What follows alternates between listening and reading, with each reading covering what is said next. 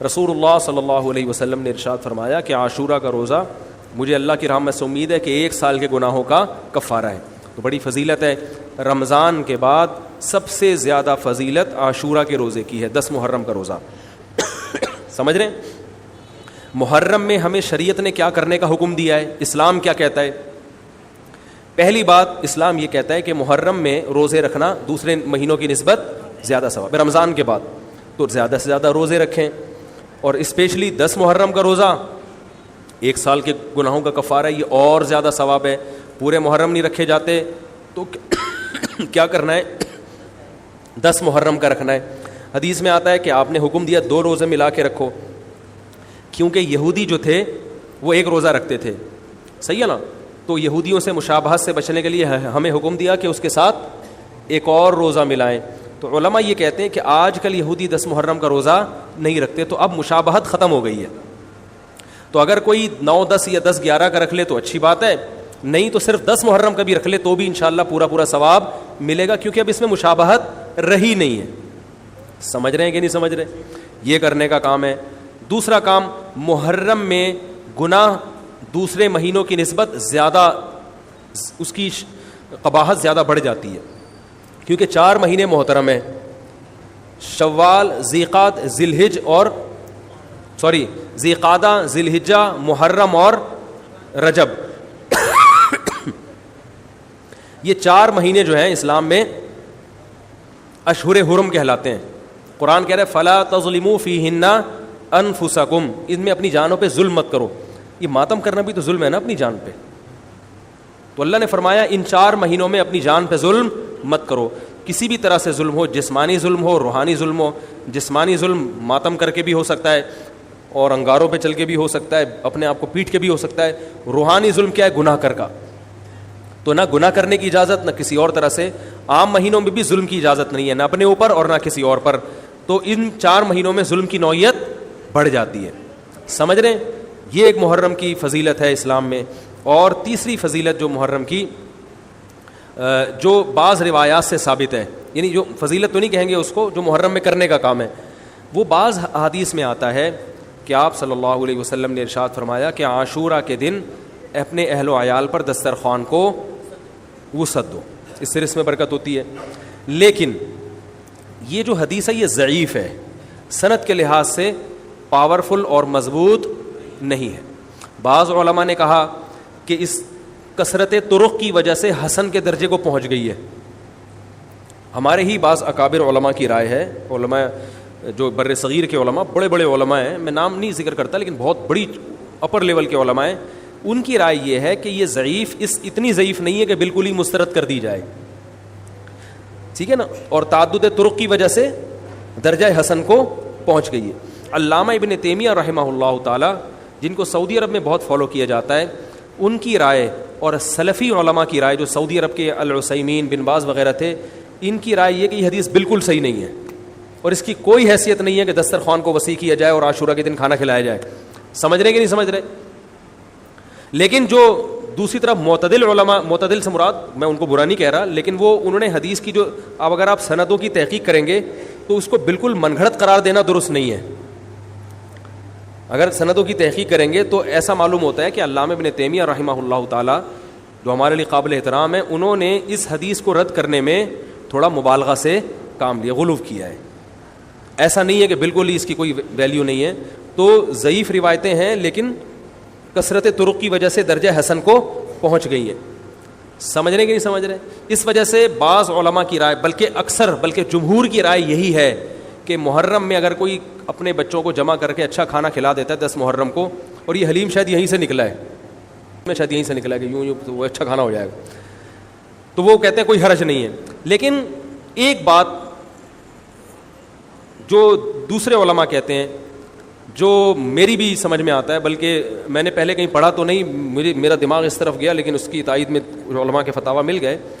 دیکھو, اگر کوئی حدیث ضعیف ہو یا حسن ہو تو صرف حسن ہونا کافی نہیں ہے, یہ دیکھا جائے گا کہ یہ دوسری صحیح حدیثوں سے ٹکرا تو نہیں رہی ہے. یہ بھی ایک فقہ کا اصول ہے کہ اگر ایک کمزور چیز ہے لیکن وہ طاقتور دلیل سے ٹکرا رہی ہے تو پھر اس کمزور چیز کو بالکل رد کیا جائے گا. تو عاشورہ کے دن روزہ رکھنے کا حکم ہے. یہ بالکل بخاری مسلم کی صحیح حدیث سے ثابت ہے. اور جو کھانا کھلانے والی روایت ہے وہ اس ٹکر کی نہیں. اس کو تو ابن تیمیہ جیسے محقق نے بالکل ہی کالعدم قرار دے دیا, بعض عرب علماء نے بھی بالکل کالعدم قرار دے دیا, اگرچہ ہماری رائے ہے کہ بالکل کالعدم نہیں ہے, لیکن بہرحال اس میں محدثین کا بڑا اختلاف ہوا ہے. جبکہ روزہ رکھنے والی جو روایات ہیں وہ بالکل بے غبار ہیں, ان کو سب صحیح مانتے ہیں. تو کھانا کھلانا اور روزہ جمع بولو بھائی نہیں ہو سکتا, اس لیے کہ اگر وہ روزے کا دن ہے تو کھانے کا دن نہیں ہے, کھانے کا دن ہے تو روزے کا نہیں. ابن تیمیہ رحمہ اللہ تعالیٰ کی رائے یہ ہے کہ بعض لوگوں نے شیعہ کی مخالفت میں غلو کیا ہے. شیعہ نے اس دن کو چونکہ منحوس بنا دیا 10 محرم کو, تو انہوں نے مخالفت میں اس دن کو ایک سیلیبریٹ کرنے کے لیے نا کھانا کھلانے کا حکم دے دیا کہ ہم منحوس نہیں سمجھتے بلکہ اس کا کیا کریں گے اپوزٹ کے کھاؤ اور کھلاؤ. تو انہوں نے کہا یہ بھی غلو ہوا ہے. دوسری طرف بھائی منحوس نہیں ہے, مبارک ہے ہماری نظر میں, لیکن اتنا مبارک کہ اس میں کھانا کھلانا اور یعنی عید والا عنصر کھانا کھلانا تو عید کے دن ہوتا ہے نا, تو عید نہیں ہے بہرحال. تو یہ بھی بڑی جاندار بات, اگرچہ یہ عقلی دلیل ہے مگر یہ ایسی نہیں ہے کہ بالکل اس کو کالعدم قرار دے دیا جائے. تو اب علماء نے دونوں حدیثوں کو تطبیق کی کوشش کی علماء نے کہ بھئی کھانا بھی کھلاؤ اور روزہ بھی رکھو, افطاری میں کھلا دو, سحری اور افطاری میں. تو بات یہ ہے کہ افطاری میں اگر آپ کھلائیں گے تو وہ 11 محرم شروع ہو چکی ہوگی, وہ 10 محرم بولو بھائی نہیں رہے گی. دوسرا سحری میں جو کھلانے کا مسئلہ ہے نا, سحری میں تو سحری میں جب ہم کوئی کہتے ہیں نا فلاں دن یہ کام کرنا ہے فلاں دن, تو اس سے لغت میں جو ذہن میں متبادر ہوتا ہے نا وہ دن کا وقت ہے, وہ 3:30 پونے 4 کا وقت نہیں ہوتا. یہی وجہ ہے کہ جو لوگ اس حدیث پر عمل کرتے ہیں عاشورہ والی, وہ دن میں کھانا کھلاتے ہیں, دوپہر کے ٹائم لنچ کرتے ہیں. وہ افطاری میں تو ویسے ہی دسترخوان وسیع ہوتا ہے بھوک کی وجہ سے. ارے بابا وہ تو ویسے ہی بچوں کو جب روزہ رکھا ہوا ہے تو اچھا کھلاؤ, سحری اچھی کراؤ, اور افطاری وہ تو ویسے ہی بھوک کی وجہ سے. رمضان میں دیکھو نا کیسے کھلے دسترخوان ہوتے ہیں. تو میں نے بڑی کوشش کی دونوں حدیثوں کو جمع کریں, لیکن تکلف کے بغیر یہ ممکن نہیں ہے. تو فقہ کا ایک اصول ہے کہ جب کوئی بے غبار صحیح حدیث ہوتی ہے اور اس سے ایک اصول ثابت ہو رہا ہے, تو اس کے مقابلے میں اگر کمزور روایت آئے گی جو اس سے ٹکرا رہی ہوگی, تو اس کمزور روایت کو اگرچہ وہ موضوع من گھڑت نہیں ہے لیکن اس کمزور کو اس صحیح حدیث کی مخالفت کی وجہ سے بولو بھائی رد کر دیا جائے. اس لیے میرا نالائق کا موقف یہ ہے, میں بہت نالائق ہوں, میں اتنی بڑی بڑی باتیں کرتا نہیں ہوں, لیکن ساڑی عقلچ یہ چیز آندھی نہیں ہے کہ بھائی جو روزے کا دن ہے وہ بھوکے پیاسے رہنے کا دن ہے, وہ کھانے کھلانے کا نہیں ہے. افطاری میں تو ویسے ہی کھاؤ بھی کھلاؤ بھی. تو اور اس کا نقصان یہ بھی ہوتا ہے کہ لوگوں نے اس کھانا کھلانے کے چکر میں روزے چھوڑ دیے ہیں. سمجھ رہے ہیں, جب حلیم پکے گا تو کون روزہ رکھے گا بھائی, ساری رات گھوٹا لگے گا حلیم کا کہ کل دسترخوان وسیع کرنا ہے, تو پھر روزہ گیا, وہ تو تیل لینے گیا, روزہ کون رکھے گا روزہ. تو وہ حدیث صحیح حدیث کی بالکل اس میں ٹائٹ قسم کی مخالفت ہو رہی ہے, ٹھیک ہے نا. تو نالائق کی رائے, پھر بھی اگر کوئی دوسرے علماء کی رائے کو فالو کرتا ہے تو وہ کھائے بھی کھلائے بھی. میں کہتا ہوں جو مضبوط چیز ہے اس کو لینا چاہیے, جو کمزور چیز ہے اس کو چھوڑ دینا چاہیے. ہمارے حضرت مفتی رشید احمد صاحب رحمہ اللہ ایک بات کہتے تھے کہ جہاں کھانا کھلانے کی حدیث آئے گی نا وہاں مسلمان اس کو لے ہی لے گا. کھانے پینے کی جہاں بات آئے گی مسلمان کیا کرتا ہے, وہ کہتا ہے بس یہ صحیح ہے, یہ بالکل صحیح حدیث ہے, ٹھیک ہے نا. وہ کیا کرتا ہے, جن علماء کی تحقیق ہے وہ تو تحقیق سے کہہ رہے ہیں, لیکن عام پبلک کی عادت یہ ہوتی ہے کہ فتویٰ بھی اسی کا فالو کریں گے جہاں کھلانے کا تذکرہ آ رہا ہو. تو اب ہمارے کہتے ہیں جہاں کھانا کھلانے کی بات آئی مسلمان کہتا ہے بس یہ بالکل صحیح بخاری کی طرز پر, یہ بخاری کی شرط پر یہ حدیث. تو بھائی بھوکا رہنا عبادت ہے, بھوکا رہنا سنت ہے. بچوں کو تو ویسے ہی کھلاؤ عاشورہ ہو یا نہیں ہو, اور سحری افطاری کرا دو اچھی سی, روزہ رکھواؤ. اور جو بالکل چھوٹے بچے ہیں وہ تو ویسے ہی کھاتے ہیں.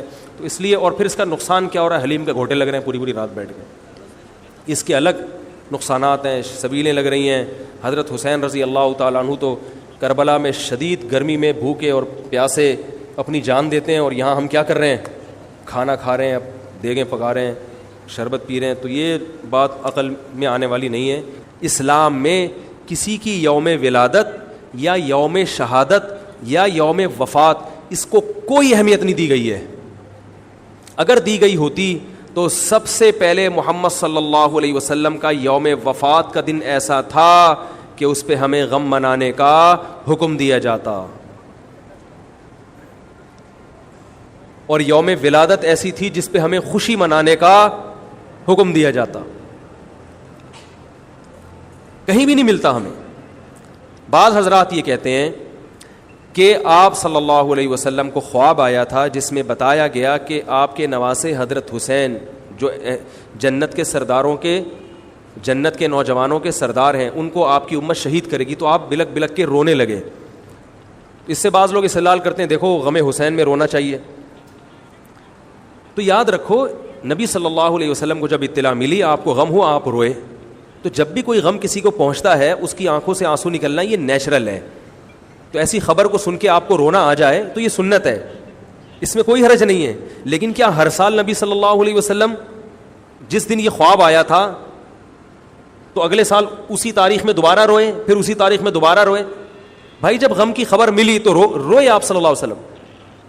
حضرت جعفر طیار آپ کے چچا زاد بھائی, ان کی شہادت کی آپ کو اطلاع ملی تو بھی آپ کے آنکھوں سے آنسو جاری ہوئے. تو کیا اب حضرت جعفر کے غم میں رونا بھی سنت ہوگا؟ بولو نا بھائی. اگر آپ صلی اللہ علیہ وسلم حضرت عثمان کے دور میں زندہ ہوتے اور اس طرح بے دردی سے حضرت عثمان کو شہید کیا جاتا تو کیا آپ نہ روتے ہیں بھائی؟ تو پھر حضرت عثمان کی یوم شہادت پہ رونا بھی کیا ہے؟ سنت ہونا چاہیے نا. حضرت عثمان کی شہادت کی نبی کو اطلاع ملی تھی, وہ جھوٹی افواہ تھی. صلح حدیبیہ کے موقع پر آپ صلی اللہ علیہ وسلم نے حضرت عثمان کو قاصد بنا کے بھیجا. اطلاع ملی کہ ان کو شہید کر دیا. آپ ایسا درد اور ایسا غضبناک ہوئے کہ آپ نے 1400 صحابہ سے موت پر بیعت کی. تو جب آپ کو سچی مچی کی اطلاع ملتی کہ واقعی, ابھی تو افواہ تھی, یقین نہیں تھا, جب آپ صلی اللہ علیہ وسلم کو حقیقت میں اطلاع ملتی کہ آپ شہید ہو گئے تو کیا آپ نہ روتے؟ آپ صلی اللہ علیہ وسلم کو اپنی نواسی آپ کی گود میں تھی, اس کا انتقال ہوا, آپ کی آنکھوں سے آنسو جاری ہوئے. صحابہ نے کہا یا رسول اللہ آپ تو ہمیں صبر کی تلقین کرتے ہیں, آج آپ رو رہے ہیں. تو فرمائیے اللہ کی رحمت ہے, یہ تو اللہ کی رحمت ہے بھائی, اولاد ہے میری. تو کیا جب حضرت وہ جو آپ صلی اللہ علیہ وسلم کی نواسی کا انتقال کی تاریخ آئے گی تو ہم سب روئیں گے بیٹھ کے؟ بولو نا بھائی. تو کہاں کی کہاں لگا دیتے ہیں. دیکھو ہر بدعت کو جائز کرنے کے لیے نا کچھ دلیل ہر ایک کو مل جاتی ہے. تو میں بار بار کہتا ہوں جو شیعہ حضرات ہیں ان کا مسلک ہے, وہ تو صحابہ کو نہیں مانتے, تو ان کا جو مسلک ہے ان کو کرنے دیں, ان کے کام میں ٹانگ نہ اڑائیں, نہ ان سے بحث کریں, نہ ان کے کام میں ٹانگ اڑائیں. بولے بھائی آپ کا مسلک ہے آپ کریں. میں کہتا ہوں جو سنی لوگ ہیں جن کے اصول ہی الگ ہیں ان سے, وہ یہ سب کیوں کر رہے ہیں؟ بھائی یا تو ادھر ہو جاؤ, شیعہ بن جاؤ. کس نے روکا ہے؟ کوئی گورنمنٹ کی طرف سے پابندی تھوڑی ہے, کوئی پابندی نہیں ہے. آپ شیعہ بن جائے کوئی نہیں روکے گا آپ کو. کوئی شیعہ سنی بننا چاہے اسے کوئی نہیں روکتا, کوئی سنی شیعہ بننا چاہے اسے کوئی نہیں روکتا. لیکن جب آپ سنی ہیں تو پھر آپ کو ان اصولوں پہ چلنا پڑے گا جو اہل سنت والجماعت علماء نے بتائے ہیں.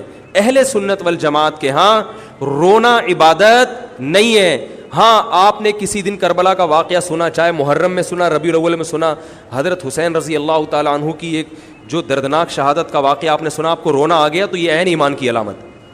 میرے بیان اب ویڈیو ریکارڈ ہوتے ہیں, پہلے ریکارڈ نہیں ہوتے تھے, آڈیو چلتے تھے. تو میں نے 2 دفعہ زندگی میں پہلی دفعہ جب یہ واقعہ بیان سنا, بیان کے دوران میں بھی رو رہا تھا اور سننے والے بھی رو رہے تھے. نیچرلی آ گیا رونا. پھر دوبارہ میں نے یہ واقعہ بیان کیا, مجھے بھی رونا آ گیا اور سننے والوں کو بھی آ گیا. یہ نیچرل جو آ گیا.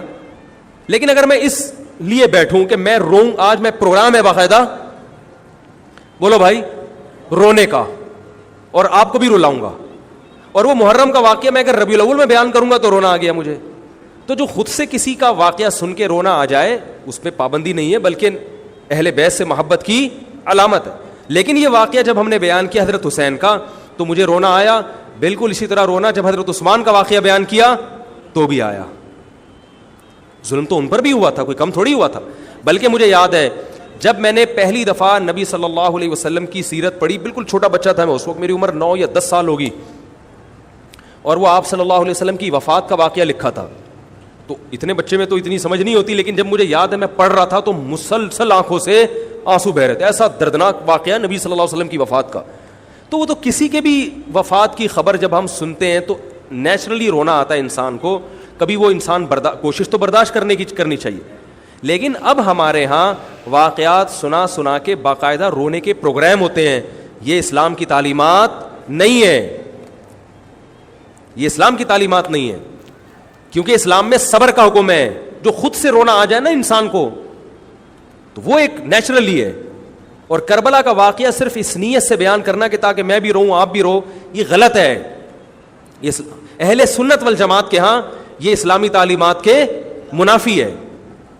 سمجھ میں آ رہی ہے بات کہ نہیں آ رہی؟ اور کسی مخصوص دن کے ساتھ تو ویسے بھی خاص نہیں ہے یہ. اور ویسے بھی شریعت میں صحیح بخاری مسلم کی حدیث ہے, آپ صلی اللہ علیہ وسلم نے نوحہ کرنے والی عورتوں پہ لعنت, نیاحہ کہتے ہیں چیخنا چلانا. آپ کو پتہ ہے زمانے جاہلیت میں جب کسی کی میت ہوتی تھی تو باقاعدہ پیسے دے کے عورتوں کو رلوایا جاتا تھا, پیسے دے کے. آج بھی بہت جگہوں پہ یہ ہو رہا ہے, پیسے دے کے رلوایا جاتا ہے. تو نبی نے تو ان عورتوں پہ لعنت کی ہے جو فری میں روتی ہیں, پیسے دے کے نہیں, جو فری میں میت پہ روتی ہیں. اور چیخ چلا کے رونا تو ویسے ہی حرام ہے اسلام میں.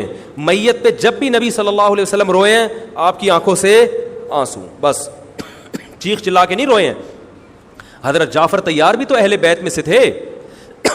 جب شہید ہوتے ہیں آپ کی 4 جوان بیویاں بیوہ ہوتے ہیں, چھوٹے چھوٹے بچے یتیم ہو جاتے ہیں, تو ان کی بیویاں جب روتی ہیں تو گھر سے باہر آواز آتی ہے. آپ نے پہلی دفعہ سمجھایا جا کے کہ ان سے بولو اپنی آوازوں کو پس کرو. جب دوبارہ تو آپ نے فرمایا منہ پہ خاک پھینک دو جا کے. حالانکہ ان کا جو رشتہ حضرت جعفر طیار سے تھا وہ ہمارا نہیں ہے, ہم تو بہت دور کے ہیں. اہل بیت سے جو جتنا ان کی بیویوں کا رشتہ ہے اتنا تو ہمارا نہیں ہے نا. ان کو چیخ کے رونے کی اجازت نہیں دی. اور آج ہمارے ہاں کیسے ہوتا ہے, ہاں ہاں ہو چیخ رہے ہیں, پیٹ رہے ہیں. گریبان چاک کرنا اسلام میں حرام ہے, روتے ہوئے گریبان چاک کرنا, اس پہ لعنت ہے نبی صلی اللہ علیہ وسلم کی. تو آج گریبان بھی چاک ہو رہا ہے, رو بھی رہے ہیں, پیٹ بھی رہے ہیں. تو بھائی وہ شیعہ حضرات کا ایک مسلک ہے, ان کی رائے ہے, ان کو ان کی رائے پہ چلنے دو. آپ جو اہل سنت والجماعت کو فالو کرتے ہو تو یا تو ادھر ہو جاؤ یا ادھر ہو جاؤ, درمیان میلہ لٹکو. درمیانی آدمی کہیں کبھی نہیں ہوتا. درمیان کی جو جنس ہے وہ کہیں کی ہوتی ہے.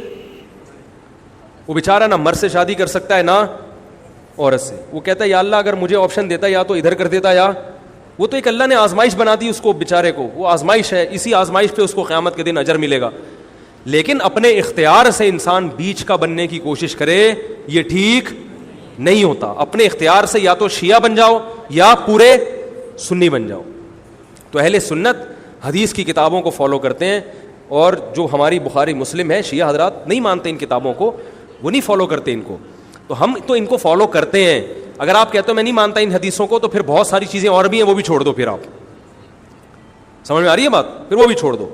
تو ہم تو ان کتابوں کو فالو کرتے ہیں. ہمارے نبی صلی اللہ علیہ وسلم کے حکام ہیں, میت پہ رونا پیٹنا منع. جب حضرت حسین رضی اللہ تعالی عنہ کا قتل ہوا ہے کربلا میں, اور یقیناً یہ بہت بڑا بدترین ظلم تھا تاریخ کا, تو حضرت جو آپ کے اہل بیت جو باقی بچ گئے تھے ان کا کیا ری ایکشن تھا, جو صحیح اسناد سے جو چیزیں ثابت ہیں ان کا کیا ری ایکٹ تھا. کیا امام زین العابدین نے اس طرح سے نوحے کیے تھے کہ آپ نے سینوں کو پیٹا تھا؟ انہوں نے صبر کیا تھا انہوں نے. اور یہی اہل بیت کی شان تھی. تبھی تو قرآن کے الفاظ کیا ہیں کہ نیکی صرف یہ نہیں ادھر ادھر منہ کر کے نمازیں پڑھ لو, بلکہ والصابرین فی البأساء, جو پریشانیوں کے وقت کیا کرتے ہیں, صبر. تو ہماری نظر میں حضرت حسین کا قتل بھی ایک بہت بڑی ٹینشن, بہت بڑی پریشانی, مگر اس پر ہمیں صبر کا حکم ہے. اگر ہمارے اندر انتقام کی طاقت ہوتی تو انتقام لے لیتے ہم. جو بھی قاتلان حسین تھے ہمیں پتہ چلتا کہ یہ ہے, ہم انتقام لیتے ان سے. اگر انتقام نہیں لے, وہ تو چلے گئے دنیا سے اپنے ٹھکانوں کو, جو جس نے جہنم رسید ہونا تھا وہ تو جہنم رسید ہو چکا ہے. اور اللہ نے حضرت حسین رضی اللہ تعالی عنہ کو شہادت کی برکت سے جنت کے جوانوں کا سردار بنا دیا ہے. تو جس کا جو ٹھکانہ تھا, جس ملعون نے جہاں جانا تھا وہ چلا گیا. اب قرآن کیا کہہ رہا ہے, تلک امۃ قد خلت. جہاں بھی قرآن ایسے واقعات بیان کرتے یہ قوم تھی جو گزر گئی, لہا ما کسبت, جس نے جو کیا اس کا بدلہ ملے گا, ولکم ما کسبتم, تم اب تمہارے اعمال اللہ دیکھے گا. اعمال کا مطلب دیکھے گا جن چیزوں کو اللہ نے حلال کیا تم اس پر عمل کرتے ہو, جن چیزوں کو حرام قرار دیا اس سے بچتے ہو کہ نہیں بچتے, یہ چیزیں دیکھی جائیں گی. تو محرم کے ایک الگ, ہمیں محرم نبی صلی اللہ علیہ وسلم کی زندگی میں ہمیشہ آیا ہے, اس میں کیا احکام ہے. محرم میں آپ نے نکاح بھی کیا ہے, محرم منحوس نہیں ہے, محرم تو اشہر حرم میں سے ہے, برکت والا مہینہ ہے. اس میں جو کام کیا جائے گا اس میں برکت ہوگی. اس میں شادی بیاہ کریں گے اس میں انشاءاللہ برکت ہوگی. اس میں کوئی اور عبادت کریں گے اس میں برکت. نبی صلی اللہ علیہ وسلم نے محرم کی الگ فضیلت بیان کی کہ اس میں عبادت کا ثواب، محرم کے روزوں کا ثواب عام مہینوں سے زیادہ ہے. تو یہ سب ہماری شریعت کی تعلیمات ہیں. تو ہمیں ایک طرف ہو جانا چاہیے, ہمیں اسی کو فالو کرنا چاہیے. ہاں یہ وہ دور نہیں ہے کہ آپ دوسروں پہ جا کے انگلیاں اٹھائیں, تم یہ کیوں کر رہے ہو, یہ کیوں, بس چھوڑ دو اس کو, جو جب اس کو سمجھ میں آئے گی تو آ جائے گا, نہیں آئے گی تو 73 فرقے ہیں نا, تو یہ آپ تھوڑی ختم کرو گے, یہ حضرت عیسیٰ علیہ السلام آ کے ختم کریں گے. تو جو کام عیسیٰ علیہ السلام کا ہے وہ خود کرنے کی کوشش بولو بھائی مت کرو. تو فرقواریت کا یہ طریقہ ختم کرنے کا نہیں ہے کہ آپ جا کے ان کو چھیڑیں, تنگ کریں. بھائی یہ بہت عرصے سے چلے آ رہے ہیں, چلتے رہیں گے. جو صحیح ہوگا اس کو حضرت عیسیٰ علیہ السلام نافذ کر دیں گے, جو غلط کو ڈیلیٹ کر دیں گے خود ہی. اگر ہم غلط ہوئے تو حضرت عیسیٰ علیہ السلام سب سے پہلے ہماری گردنیں اڑا کے ہمیں ڈیلیٹ کر دیں گے, ٹھیک ہے نا. اگر وہ غلط ہوئے تو ان کو ختم کر دیں گے. تو یہ ان کا کام ہے, آج کسی کے بس میں یہ نہیں ہے. تو میں یہ اس لیے کہہ رہا ہوں کہ لڑو مت, گالی گلوچ مت کرو, فیس بک پہ ایک دوسرے کے خلاف نیگیٹو کمنٹس مت کرو, کیونکہ ہم اختلافات کے متحمل نہیں ہیں. ہمیں بہرحال قومی سطح پہ ایک ہی بن کے رہنا ہے. پاکستان کے مقابلے میں جو ہمارے دشمن ہیں ان کے مقابلے میں ہمیں ایک بن کے رہنا. جہاں تک مذہب کا تعلق ہے, بھائی آپ کا مسلک اجازت دیتا ہے آپ کریں, ہمارا مسلک ہمیں اس کی اجازت, ہمارا مسلک ہمیں ماتم دیکھنے کی بھی اجازت نہیں دیتا. سمجھ میں آ رہی ہے بات؟ ہمیں دیکھنے کی بھی اجازت نہیں, ہم دیکھیں گے بھی نہیں. آپ کا مسلک ہے آپ کریں. تو لڑنا بھڑنا نہیں ہے. میں صرف یہ کہہ رہا ہوں کہ ایک طرف ہو جاؤ, یا ادھر یا بولو بھائی ادھر ہو جاؤ.